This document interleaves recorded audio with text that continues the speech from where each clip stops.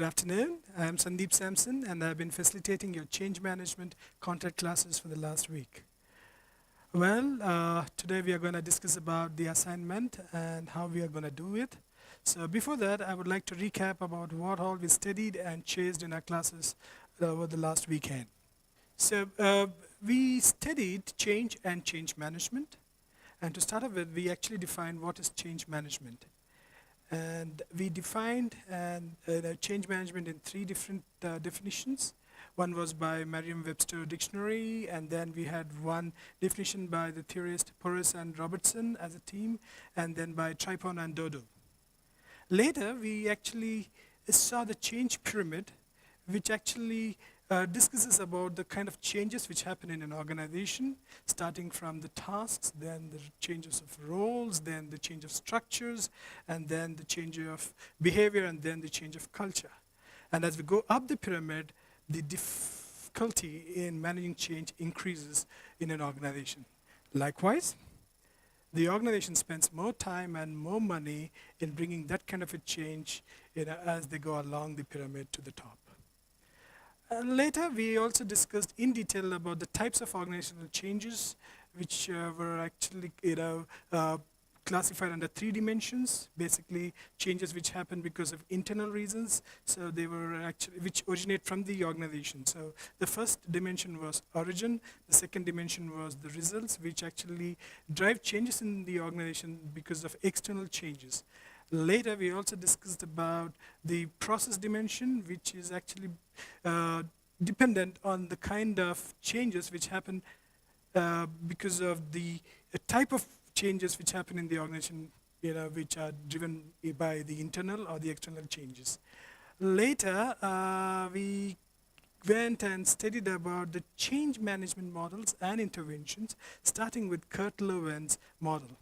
If you remember, Kurt Lewin's model is all about unfreezing, changing, and then refreezing the new change that has happened in the organization. Later we studied about Adker's model, we studied about Kotter's 8-step model, and then McKinsey's 7S model.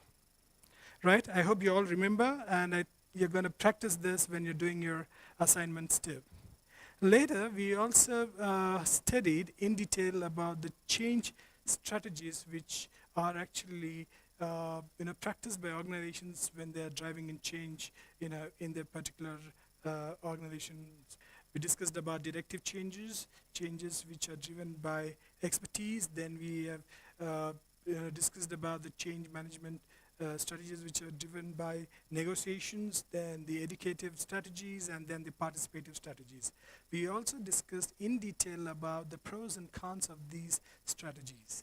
Later, we also defined the process of bringing in the change in the particular organization, starting with identifying the need of the change which has to happen in the organization, and then the 8-step change process which is followed in almost all organizations as a standard format to bring in the desired change.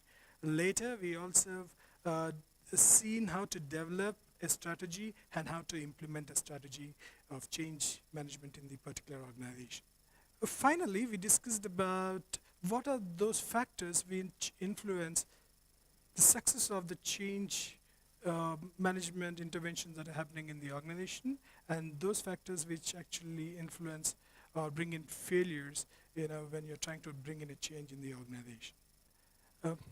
And finally, we concluded by discussing the factors which influence the change management process in the organization. We have discussed about those factors which bring in success and those factors which actually make the change management intervention to fail in the organization. Okay? And now we are going to discuss about the assignment which we need to fulfill as part of our module for this particular subject. Right? I hope, guys, that you have all seen and studied the case study which has been given in your memo. Going back to assignment, it is all about New Coke, a classic brand failure. Correct?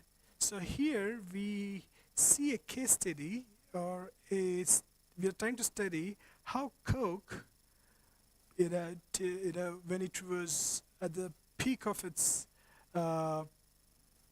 market, it was when it was leading in its markets, and then suddenly there was a change which happened in the way Pepsi, repositioned itself to compete with Coke, to bring in or to get more of the markets in which they were operating together.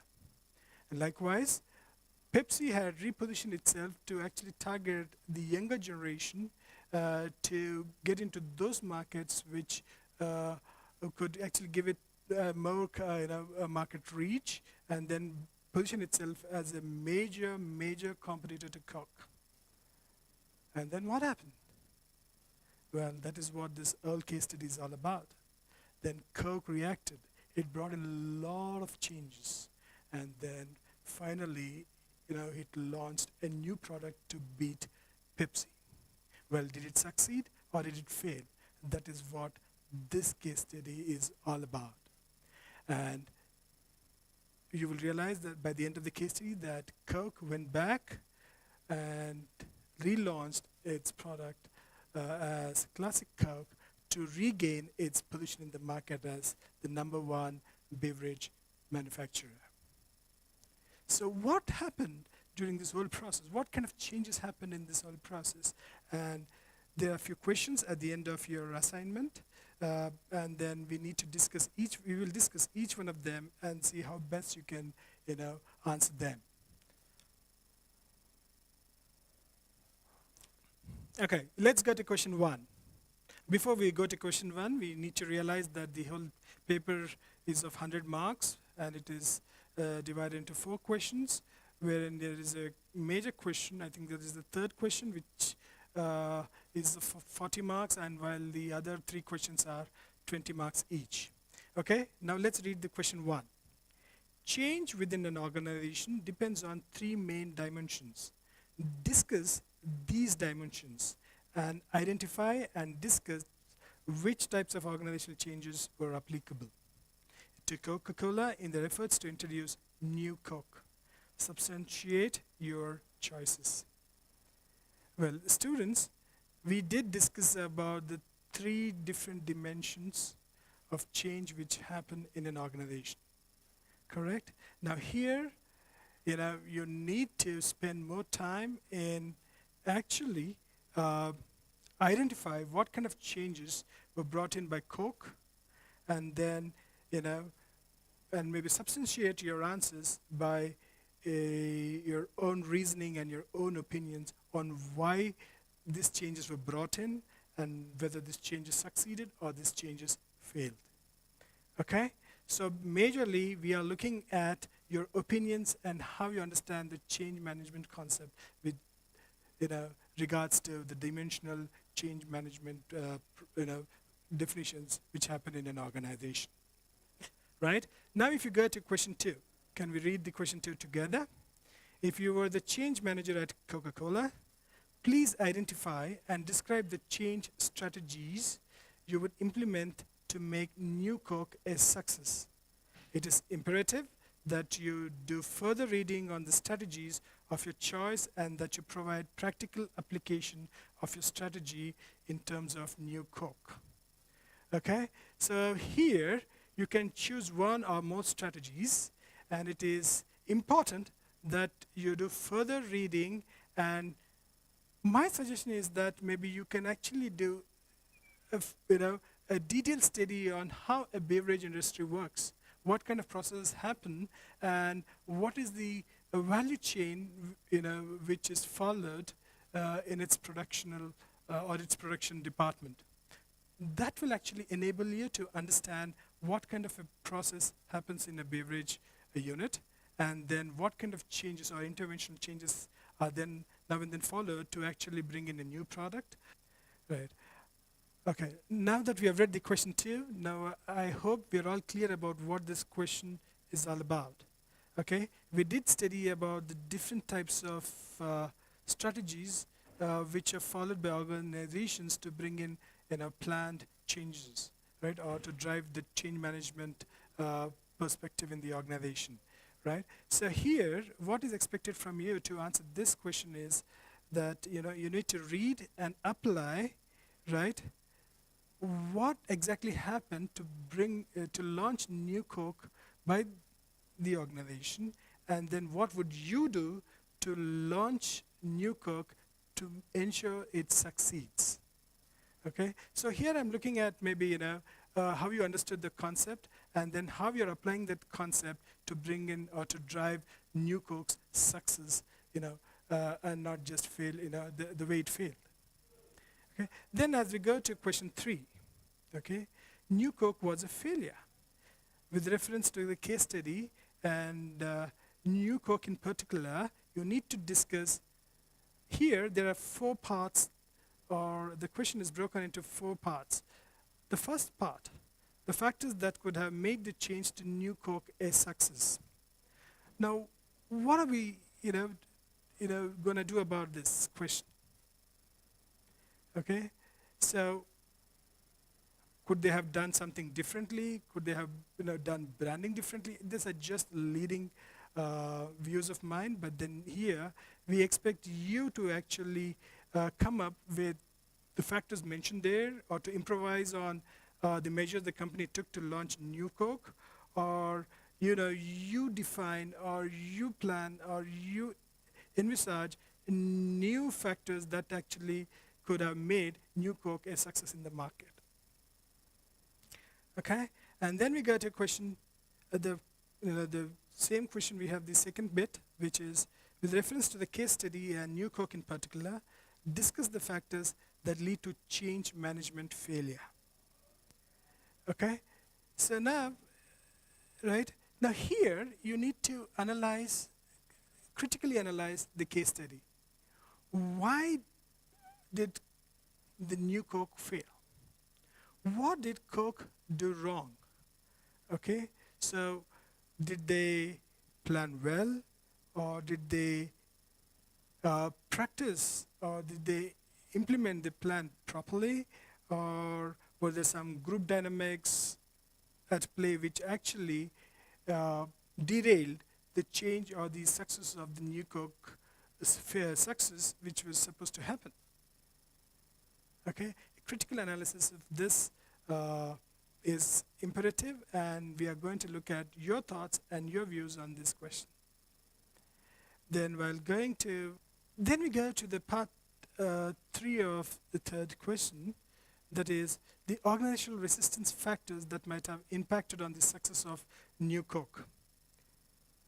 Okay, so if you remember, we discussed about the organizational resistance and the factors which lead to the resistance in an organization. Okay, so if you can go back and study what are these factors which bringing this organizational resistance to change, it is important that you need to study, you need to analyze what were those changes, or what was those resistance factors within Coke that could have had an influence in New Coke's failure.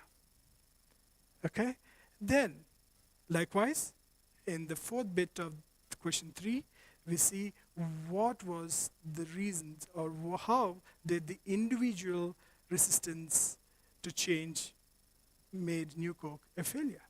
We had studied about the 5 factors of individual resistance to change in an organization, and then you have to now relate how these 5 factors would have brought in the failure of the success of New Coke in the market. Okay, you may come out with various reasons, various opinions, but then you have to be clear in reasoning out how individual resistance to changes could have influenced people not accepting New Coke as in place of the Coke or Pepsi as the other competitor in the same market. Right? Then we go to the last and the final question. That is, we'll read the question together. Different people and departments were involved in strategizing, developing, producing, and distributing New Coke. They were all key role players in the change process. Do an analysis of all the possible people and departments that were involved. Assign change management roles to these people, departments. Describe the responsibilities in this change issue. Okay? You can come up with various tabulation forms, you can come up with various formats, but then you have to be clear about who drives change in the organization, who owns change in the organization, who allows this change to happen, what are their roles, and what are the responsibilities in bringing about change in in an organization. Okay, so these are just few pointers. These are just few ideas on how you answer and do your assignments. With this, I wish you all the best. But then, remember, my email ID is sandeeps@regenesis.co.za. I'll spell it out to you. It is SANDEEPS at REGENESYS.co.za. And if you want to reach me on my phone, please do not hesitate, but do call me on 011 669 5200.